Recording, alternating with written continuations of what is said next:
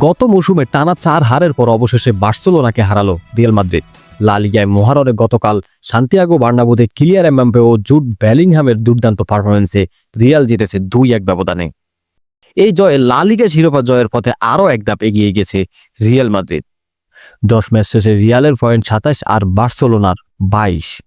রিয়ালের 3 তারকা Kylian Mbappe, Jude Bellingham ও Vinicius junior ছিলেন ম্যাচের মূল পার্থক্য সৃষ্টিকারী। পুরো ম্যাচ জুড়েই অ্যাটাকিং থার্ডে প্রতিপক্ষকে তটস্থ করে রেখেছে তারা। বিশেষ করে এমবাপ্পে ছিলেন ভয়ঙ্কর, বল পেলেই বার্সার রক্ষণে আতঙ্ক তৈরি করেছেন। গোল করার পাশাপাশি প্রতিপক্ষকে চাপে রাখার কাজটিও করেছেন নিখুঁতভাবে। তবে ম্যাচের আসল নায়ক ছিলেন বেলিংহাম।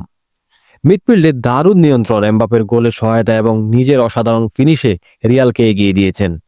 ভিনিসিয়াসও একাধিকবার উইং ধরে হানা দিয়েছেন বার্সার বক্সে। তার ক্রস থেকেই এসেছে জয়সূচক গোলের সূচনা। রাফিনিয়া ও লেভানডস্কির অনুপস্থিতিতে গতরাত বার্সার আক্রমণে ভার ছিল লামিন ইয়ামালের কাঁধে। কিন্তু সান্তিয়াগো বার্নাব্যুর দর্শকদের ধুয়ো ও রিয়াল লেফট-ব্যাক কারেরাসের কড়া নজরদারিতে একেবারে হারিয়ে যান এই তরুণ তারকা।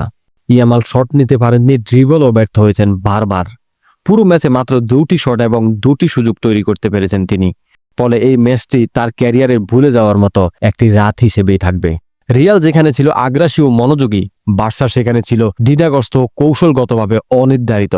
রিয়ালের 21টি শটের বিপরীতে বার্সার শট ছিল মাত্র 13টি। আক্রমণ ভাগের পার্থক্য এখানেই স্পষ্ট।